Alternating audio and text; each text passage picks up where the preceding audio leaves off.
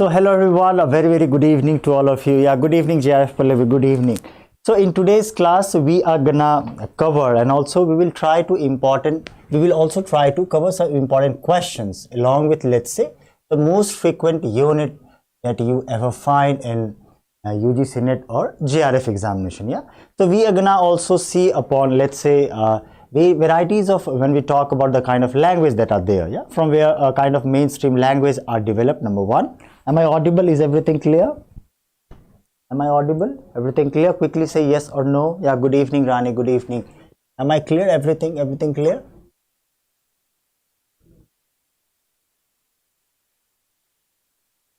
Ainul ji saying Jai Hind. Jai Hind, Jai Hind. Yeah, okay, so far let us quickly revise what we have covered so far, and so that you will also have a, let's say, just brief understanding about all those topics that we have covered so far. Yeah, so when we talk about this rapid fire, let me quickly point out and also highlight some important points from where you will encounter the frequent questions from this unit. Yeah, I think ये management का class नहीं है. Yes, this is designed for English class. Yeah, it is also live. Yeah, so you can join it from the channel. Kindly visit the live section on IFAS UGC NET channel YouTube. There you will find the marathon that is there on commerce, yeah, management channel. So now so far in language we have covered about, number one, that what is a language, number one. After that we have also covered that how language emerged. Okay, so in that sense we have covered two type of theory, that is natural language acquisition. Okay, natural language acquisition, and the second topic that we have covered is the scientific method. Okay, scientific method means some method which includes the uses of all those multimedia devices that are there. It's okay, it's okay, no fights, from completely fine. Okay, so we have also talked about in this language what are the constituent element. Now when we talk about these constituent elements, we have discussed about, let's say, what is a phoneme, what is a lexeme. Yeah, we have also discussed about what is a morpheme here, and how all these combine together in order to produce the syntactic structure. Yeah, the structure of a sentence. So this syntactic structure, these all topics we have discovered in terms of, let's say, the smallest meaningful unit that is there in the language, which helps us in order to understand some concept, some object through vocal force, through, let's say, through all those languages that are either written or being spoken verbally. Yeah, so on that note we have also seen, for example, let's say, philosophy revolving around that what are the different types of theory. For example, when we talk about these types of theory, so many questions that you will encounter in, let's say, English PYQ will be from, let's say, what is Bao theory, what is Poo theory, yeah, what is Yo He Ho theory, what is Ding Dong theory. Ding Dong theory states when language emerged out of all those languages that are produced by the object itself. From there we have seen the emergence of first language. Yeah, so we have also talked about, let's say, what is L1 and L2. In summary, we can say L1 is a kind of native language. Yeah, so L1 is the native language and L2 is the target language. Target language is any language which any candidate, any person wants to acquire or wants to learn through all those repetitive methods. For example, like grammar translation method, Dr. West method we have talked about. We also have talked about the audiolingual method. Yeah, so please go through. L1 is the native language. Yes, very good now, Rani. Yeah, L1 is the native language, the first language that a person speaks, or the first language for which he is confronted to. Okay, so these kind of details we have discussed so far. So in today's class we are gonna focusing upon, let's say, one or two important details from here further on, that will be on what are the different kinds of, let's say, varieties of language. For example, when we talk about the concept of nuclear English. So what is nuclear English? Nuclear English is a kind of language, let's say, particular English which is used especially in submarine. Yeah, those who are working in that field, a particular collection of around 1000 languages, which, yes, L2 is the audio language. It's not audio language, L2 is the target language, yeah, the language that any learner wants to understand. Yeah, so we have also covered all those. So we will wait for another 1 or 2 minutes so that everyone can join today's session, and from there we will continue start focusing upon these lecture, and not these lecture, we will just take quick 15 minutes summary of all those concepts. Let's say when we will cover the varieties of English, and then we will have rapid fire. Let us wait for another 1 or 2 minutes so that we will have some regular candidates also. Nuclear, it's secular. What do you mean by Rani when you write this? Nuclear, it's secular.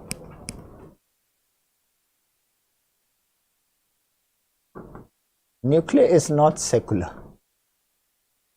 Okay, some kind of mistake. Yeah. So we will start now. I think we should. We have waited enough.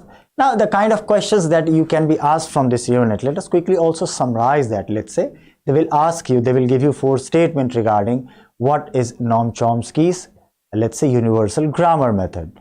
Yeah. Paul system करवा दे sir. ये Paul system क्या है? Rani, what is this Paul system? Okay, so the questions can be asked from here. That is, let's say for example, they will ask you what is a Pigeon, yeah, what is a Creole, what is an idiolect, kind of questions, number 1. Number 2, you will also find, let's say for example, some questions from universal grammar method, competence and performance. You can also be asked some questions on, let's say for example, a very famous topic that is there. That is how different kinds of method that is there from where a language is learned. Yeah, so these varieties of questions that you will whole ABCD answer देंगे. Okay, fine, Rani. So definitely I would keep that in mind from next time. Kindly do manage for today. I would just request every one of you. Yeah.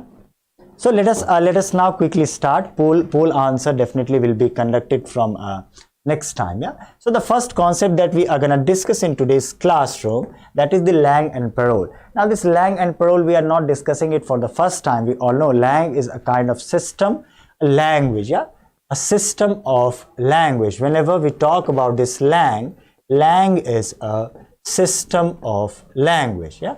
Now when we talk about this a system of language, we just now have seen, for example, the grammar translation method, which focuses much more upon how this learning of language can be carried out. Yeah. So on that note, we can say that language is a kind of system, a kind of method which have some kind of technicalities, some kind of rules, the rules which helps us in order to combine and in order to understand each and every part of the society that also exists alongside with us. Yeah.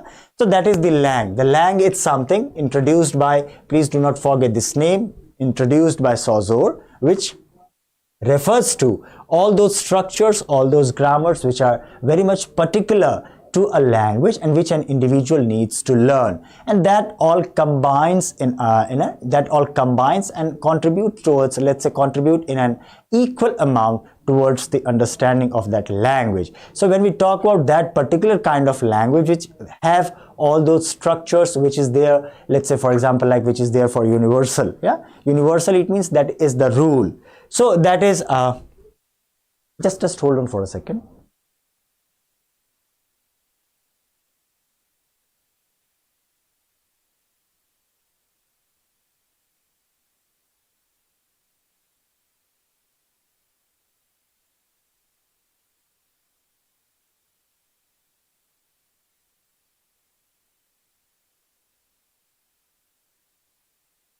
Yeah. So when we talk about this Lang is a kind of system. We already have talked about it when we were going through that structuralism part on YouTube. Yeah. So you will find that video in let's say in description box. Yeah. In the video playlist that is there on YouTube. Sir, from which unit? This language and pedagogy is a separate module that you have. Okay. Around 2 or 3 questions that you will definitely encounter from this unit. Yeah, because this unit covers the entire dimension. Let's say for example, any linguistic theory that is there.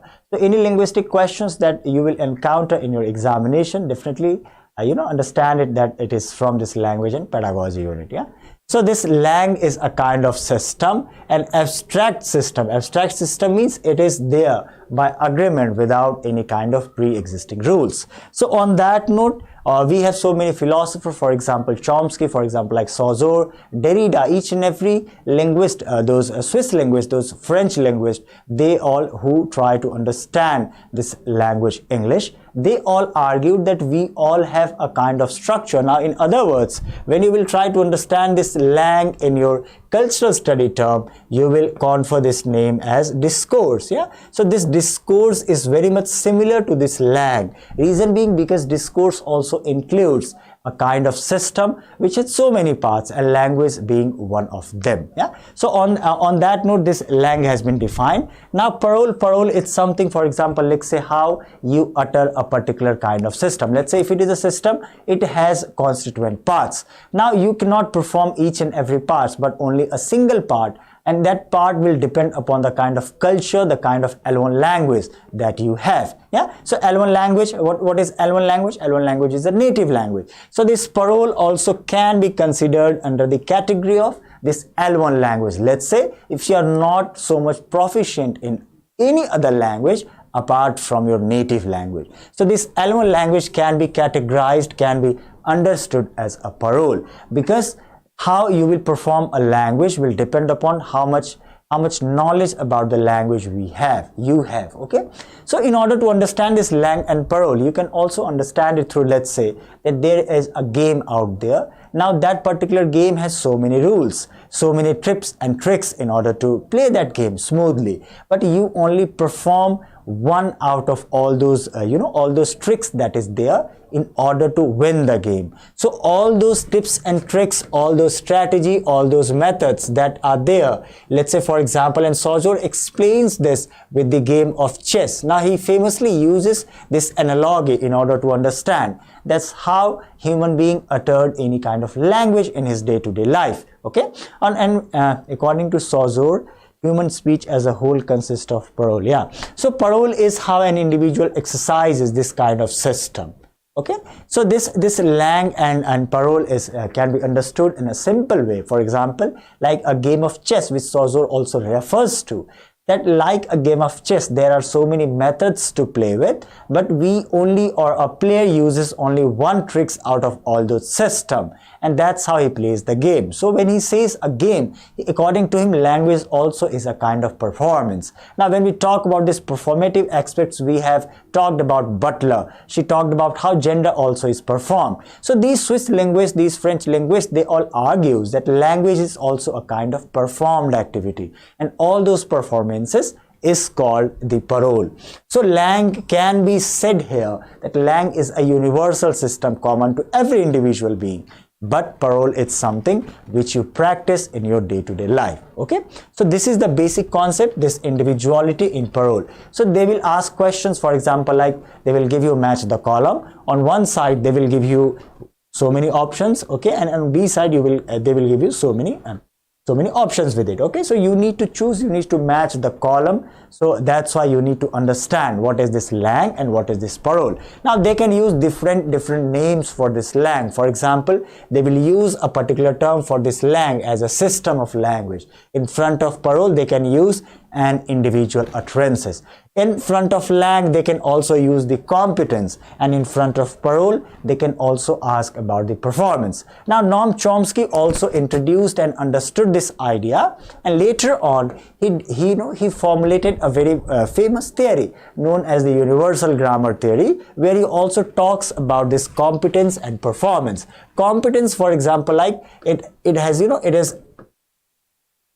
is derived from this word here, competent. Yeah, so this competent means how much capable you are. Yeah, so the competence means how much performance any language can provide to any individual being. Yeah, so that competence idea of Noam Chomsky also very much similar aligns with that idea of Saussure. Yeah, so this competence is very much similar to that game of chess where we have so many rules, and performance is how an individual practice in his day-to-day life all those rules, all those structures that are out there. Yeah, so you need to understand, for example, like performance refers to what the person can actually produce, for example, like speech. So performance is also an individual utterance when we try to understand it through Saussurean lens. Okay, so whereas performance is actual, competence can be mental or psychological. So when we talk about this mental and psychological, we definitely, you know, we definitely remind ourselves of one school of thought that was there, which helped in order to understand that how knowledge or how any idea proceeds forward in a generation, and that idea is called the archetypal criticism. Remember this archetypal, or Northrop Frye, this archetypal, or we can say the my theme, the smallest unit of any recurrent event, any recurrent images, any event that is there, which you heard about, which you came to know, or also we can say which you borrow from your parents by virtue of, you know, being a male, being a human being. So these kind of definitions that are there when we refer to this psychological activity. So we also have some kind of innate characteristics associated with our language performance, because only on the basis of that structure we always try to perform, or we always try to conversate or communicate in the society. That is the basic essence of our survival. So this is what Noam Chomsky argues in his work, the competence and the performance. Competence means something a human being is capable of. Performance means how he performs it. So competence is like Lang and performance is like Parole. Earlier they have asked about it, that Chomskyan idea of competence is very much similar to Saussurean idea. Identify the term which represents this similarity. So the answer to that question was, when we talk about this Lang, we talk about this competence. And when we talk about this performance, we always talk about this idea of, let's say, Parole here. Okay, so please do not forget these details, very much important. Now Rani is saying, sir, Parole is the only object available for direct observation to the linguistics. Yes, definitely, because we all know that linguistics is a kind of study which try to understand that how any particular community is exercising that particular philosophy, that particular structure that is there.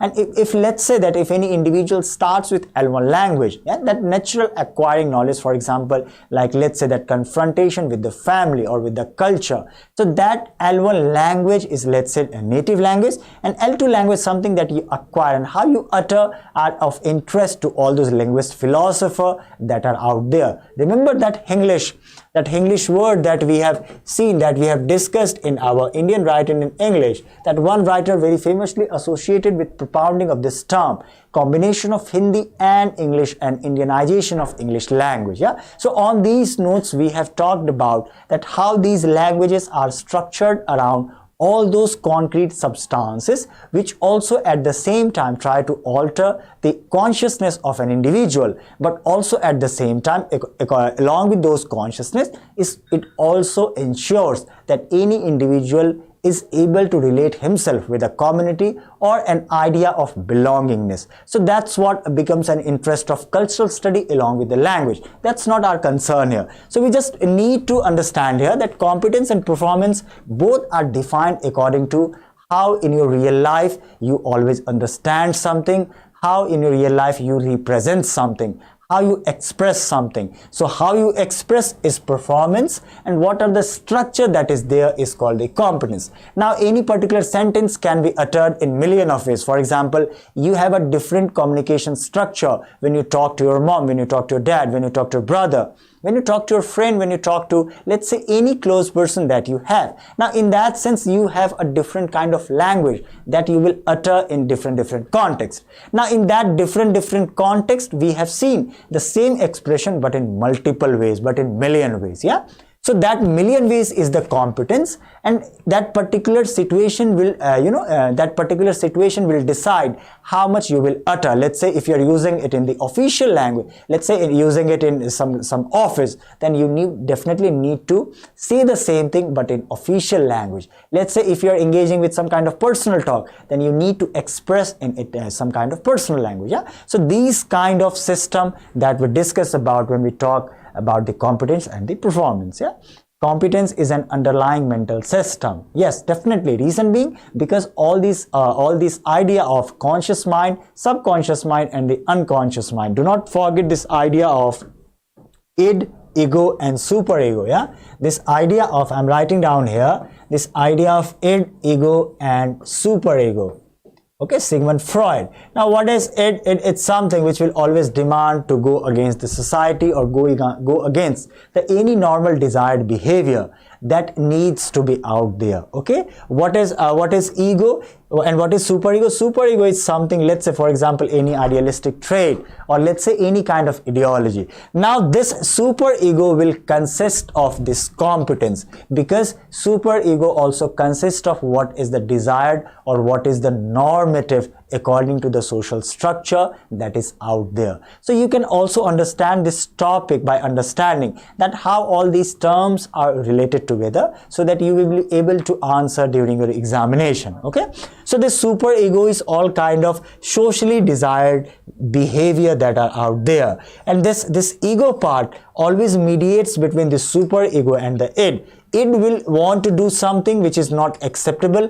Superego will try to regulate it. Yeah, reason being, because it contains all those norms that are out there. So how you will utter something will be mediated by this ego, because it will regulate your behavior. And sometimes in your dream, when your active mind, active brain is not functioning, you dream as well. So while we talk about this dreaming, we also talk about how this unconscious mind always manifests itself within that idea of when that conscious part is not working. So all these manifestations, Sigmund Freud also studied this, and he defined this term, also known by the name Freudian slips. So they have asked these questions in your GATE examination, in your SET examination, and in your NET examination also. So please do not forget these kind of details. Okay, JRF Pallavi says ego works according performance. Yeah, so Rani says Chomsky competence performance dichotomy closely resembles Saussure, Lang, and Parole. Yet the main difference is that Saussure stressed the sociological application of Lang. Yeah, definitely. Reason being, because when you will understand these words, competence and performance, it is in relation to the individual. But when we talk about the Lang and Parole, we are talking about the language in the social settings. So the moment we are saying that Lang is a kind of social setting, the social dimension, the social dimension of language, we are saying that Saussure is much more interested in the sociological understanding of language. But Noam Chomsky is much more interested in how individual performs that social language that is out there. Okay, so you can also understand and relate the difference. And now the next term that we have, now quickly we will this Pigeon. Now this Pigeon, in, let's say that if any person who is from culture A and any other person who is from culture B, now they both are different, they both are alien to each other's culture, but they will try to communicate with each other by forming a base or by forming a common ground. And this common ground will be restricted according to the kind of dictionary or the meaning that it has. Okay, that it has. Now, when we talk about this dictionary, we all know that dictionary. When we talk about this dictionary is the limited. Dictionary sometimes has the limited meaning. When we talk about the transferability of the language, let's say if any person try to conversate from, let's say, English to Marathi, he definitely will first of all try to understand the basic language, the basic word which are very much important in order to describe the common phenomenon that are out there. Yeah, so in that sense, this A and B will try to understand each other by understanding or by taking out only those important words which will help them to survive together, which will help them to realize themselves together. And whenever they will form a common ground, in order to communicate, that common ground or that common language is defined as the Pigeon. Yeah, so let's say we have a concept. For example,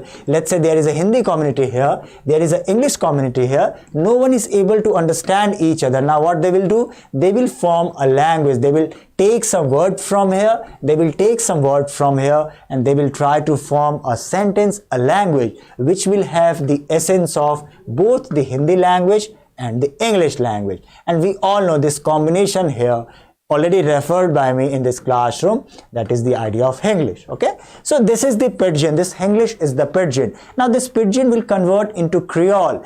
and the main reason or the main ground for that, the main necessity for that is that this kind of language or any kind of language that emerged out of the interaction between different culture, then we say that whenever that language will be widespreadly used, it means that any language, when it will cross its geographical limitations and it will be practiced among all those cultures that are out there, it will be practiced by the majority of the person. So in that sense, we will say that Pidgin has converted into Creole. So this here English, it's a Pidgin, is Pidgin here, but when this English is when this English became this popular language that were used by so many people in the country, that became the Creole. So English first of all was a Pidgin. Now this Pidgin has converted itself into a Creole. So in your WhatsApp you will encounter the Hindi version or the English version of the same. Let's say for example, if you type it that मैं जा रहा हूँ, then definitely मैं जा रहा हूँ will also be typed in English.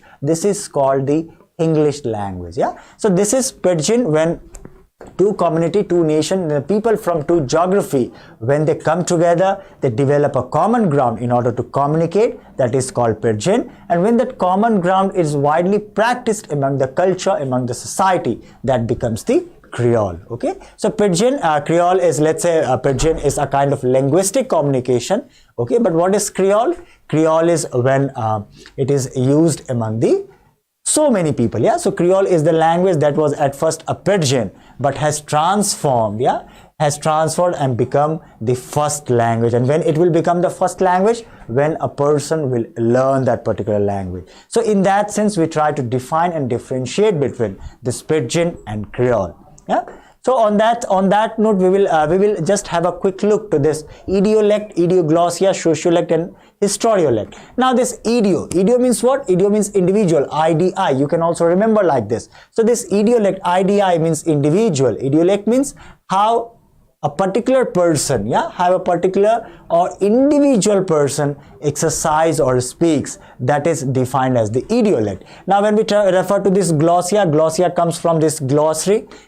So the entire meaning, or let's say the entire meaning that will refer, let's say, to this idiolect, okay, any combination or collection of all those idiolect is called idioglossia. Okay, so it refers to the language of small group or community or friends. Along with speech, it can use gestures and expressions too. So idioglossia means all those language, a combination of all those language which are made up of this idiolect, how an individual utters within a society, within that speech community. Now when we talk about this sociolect, again just replace this IDI with social. Now what is sociolect? Sociolect means any language which is very much common to a geography, to society. How a society utters a particular kind of language will be called the sociolect. Now when I replace this socio with historio, it means it will become the study of all those historical dimension of language that are out there. So please do not forget what is idiolect. Idiolect means an individual utterance, how individual performs an action. Idioglossia means the collection or the combination of all the idiolect that are out there which are practiced among the community. This is called the idioglossia. What is sociolect? Sociolect means how language is being practiced in a particular society. And when we try to replace this socio word with historio, then we say that historiolect is the historical study of language, that how language has evolved as a system by following a certain kind of instruction that is out there. Yeah. So everyone, so far am I clear? We have covered till idiolect, idioglossia, sociolect, historiolect, Pidgin, Creole, competence and performance. Everyone quickly say yes or no.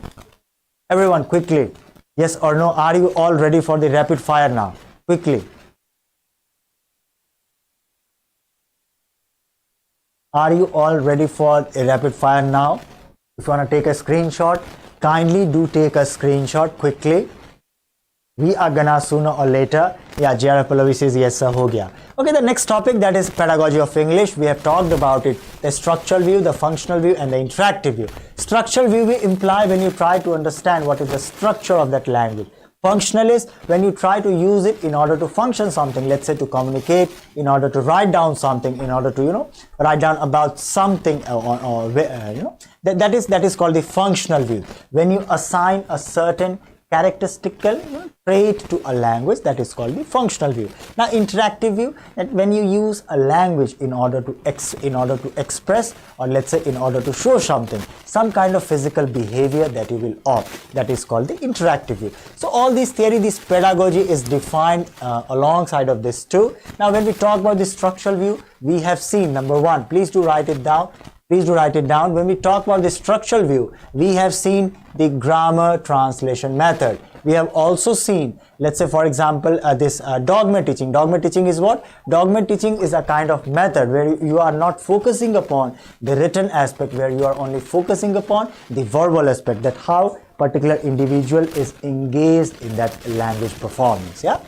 So that is about the pedagogy of English. Now these are the tests. Sometimes they will ask you the full form of these acronym. For example, TOEFL, Test of English as a Foreign Language; IELTS, the International English Language Testing System; ESP, English for Specific Purpose; and English Language Learner, ELL. Kindly do take a screenshot. They will ask the question based upon, let's say that what is the full form of TOEFL. One time they have asked in the SET examination, okay? So they can also ask, let's say if you're preparing for SET or any NET examination.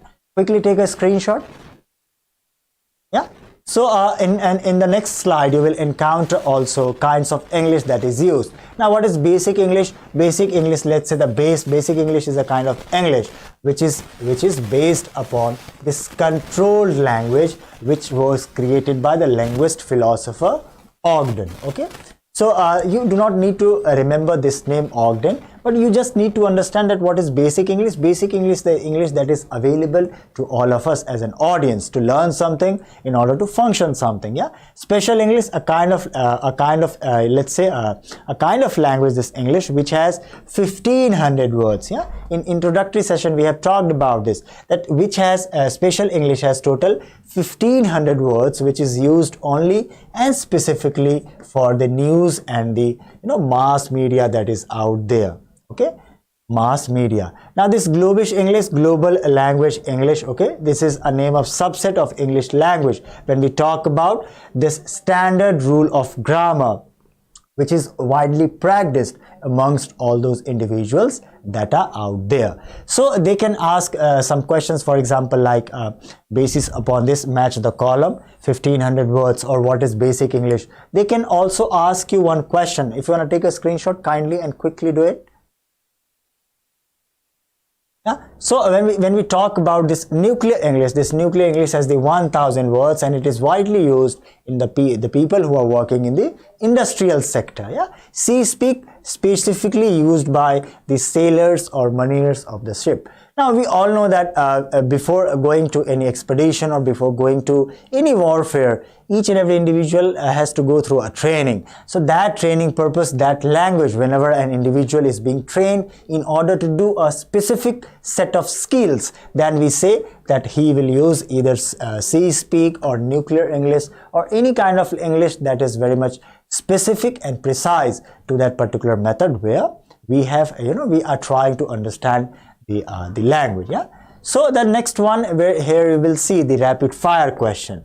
Now quickly, before we start rapid fire, quickly do let me know whether all of you are able to understand this language pedagogy unit or not, because today is the last class that we are gonna cover, and from tomorrow onwards we will try to understand literary terms and devices that are very much important from your NET and JRF perspective. And from next week, I was thinking that why should not we discuss some of the important and famous works from each and every period that is out there, be it thematic, be it genre, or be it any kind of philosophical thought that is out there. So from Monday onwards, let's say we will discuss some important works from, let's say, British literature, from American, yeah, from post-colonialism, from feminism, because we all know that all those specific details about that particular and important work will definitely be asked in your examination. Okay, so quickly say yes or no. Shall we move forward? Are you all ready for this rapid fire session? Yeah. Okay, are you all ready for the rapid fire session? Shall we quickly begin now?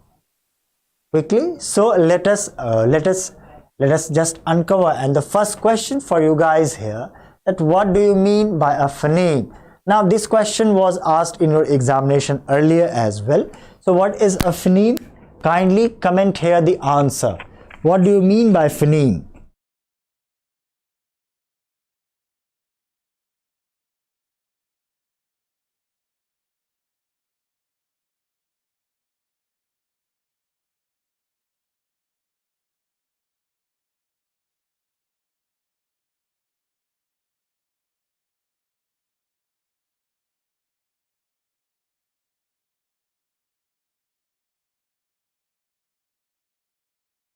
Okay, so far two answers. Okay, quickly, I want everyone to answer. Quickly answer. What do you mean by a phoneme? Remember, we talked about this phoneme, PHO. Okay, one more question that we have also talked about. Remember, we have talked about this particular term, that is homophone and homonym. Yeah. Okay, so now quickly in the comment box, kindly type here, what do you understand? Let's say any example from homophone and any example from homonym. Quickly. So we have, I think we have discussed about that when we talk about this phone, whenever you will encounter words like these, for example, PHO, always remember that we are talking about the verbal language. Yeah. So when we talk about this homophone, homo means similarity. So homophone means any kind of language which will have, quickly comment down here quickly. Yeah, so all of you have answered that it is the smallest unit of sound, that is option number B. Yeah? So when we talk about this homophone, we all know, let's say for example, try to understand it through examples. TO, TWO and TWO.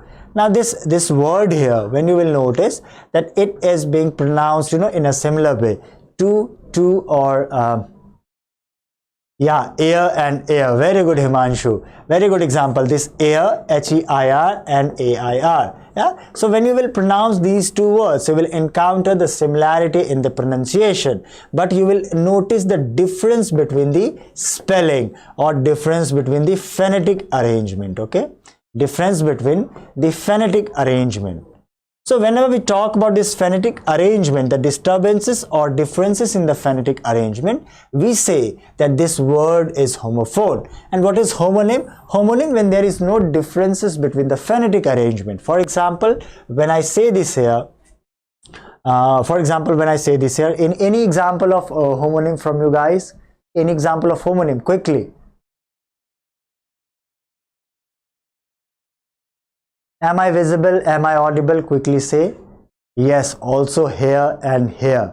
Yeah, very good. Am I audible? Am I visible? Everything clear? Quickly say yes or no.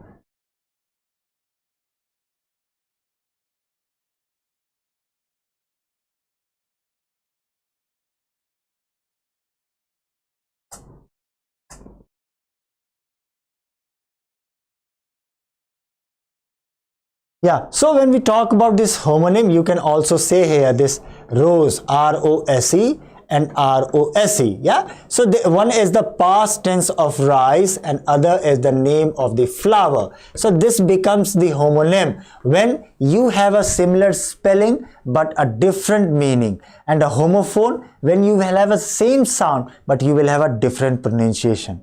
Yeah. Only audible. Yeah, just let me quickly post one message here. Yeah?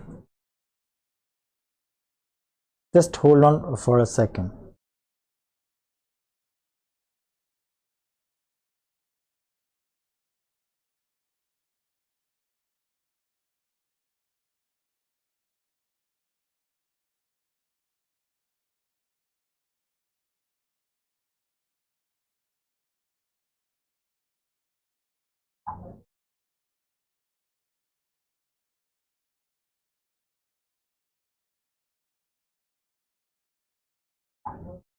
Yeah, so let's wait till the anyone from the department comes. So let's keep it aside.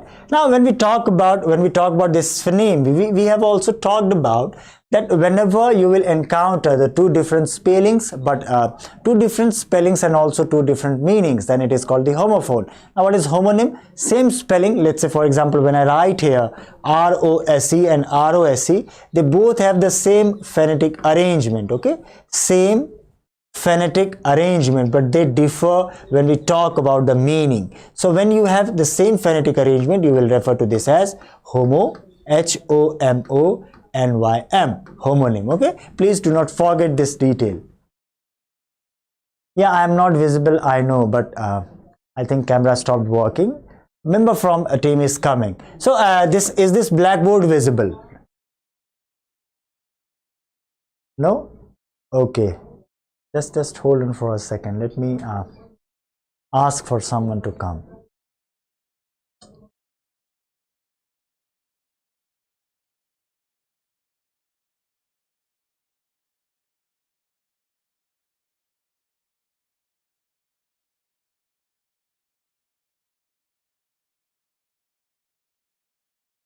Yeah, so if blackboard is visible, then fine, we will quickly discuss some important questions from here.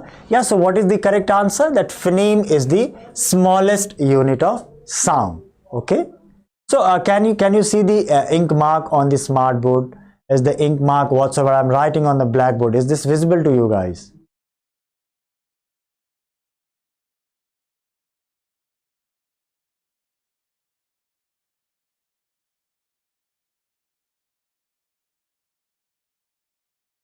Blackboard is not visible. Yeah, I think in that sense we need to wait for some time. Okay, but meanwhile we can also, so the first question, that what do you mean by phoneme? The correct answer is that phoneme is the smallest unit of sound. Okay, phoneme is the smallest unit of sound. Now let me read it for you, the question number 2. Just listen this question and then try to understand. Now the question says here, question number 2, okay, start listening. The question says that in which method we move from specific situation to general situation. In which method we move from this specific to general. In which method we move from specific to general. Options are number 1, that is inductive. Okay, option number 2, that is deductive. Okay, number 3, that is drill method, DRILL, drill method, and number 4 is the discussion method. Okay, number 4 is the discussion method. Now what is the answer? In which method we move from specific to general? Okay, JRF Pallavi says, sir, inductive approach. Yeah, very good. So we have talked about that whenever there is a research and whenever a research is being carried out in order to justify something, in order to, let's say, establish an idea, what it will do, it will first of all try to take into account all those universal ideas that are out there, and then he will try to narrow it down and will reach a specific point. And now this specific point will have a new theory. Now we also need to, we all know that whenever any research is carried out, its applicability or its, let's say, its applicability or the generalizability becomes very much important. So whenever generalizability becomes very much important, we all know that a new theory needs to pass through a test. So whenever we say that it needs to apply on a general population, we are saying that a person has invented something and we are moving from specific to general. We are just trying to check whether it will have generalizability or not. So the correct answer will be inductive method. That whenever you invent something, I for inductive, I for invention. Whenever you invent something, you try to justify it and try to examine it by applying it to the whole population that is out there. So in that sense, inductive method will be the right answer to this question. Okay, clear? So I think neither screen is visible nor any kind of ink mark that is visible here. So I think we can arrange this rapid fire on Monday. So can we reschedule this rapid fire on Monday, and we will start with our new series from Tuesday onwards. What do you say, everyone? we will have so much audience, and also you will have some time, and I will also have the opportunity to include some questions from the units that we have covered in our today's classroom. Yeah, so that will also allow us to discuss those aspects as well. So I would request every one of you to kindly go through this language and pedagogy. Please do not discard its importance. Reason being, because you will definitely find one, let's say 2 or 3 questions from this unit, and these questions are limited in its nature. So you need to understand the nature, and one of the ways to do, and one of the way to understand the nature, we can say here, is to revise it, is to recall it. Go through it once. Yeah, it's not beneficial for all of you because nothing is visible here. Yeah, so we will conduct this rapid fire on Monday, where we will try to discuss some questions from language and pedagogy, and also I will try to include some questions from the units that we have covered so far on unit, but the majority will comprise from this language and pedagogy unit. Yeah, so we will meet on Monday. Till then, please do take care. Please take care of yourself. Please take care of your health. Yeah, see you tomorrow at 4 p.m. we will meet again. Yeah, take care. Happy learning. Bye bye everyone.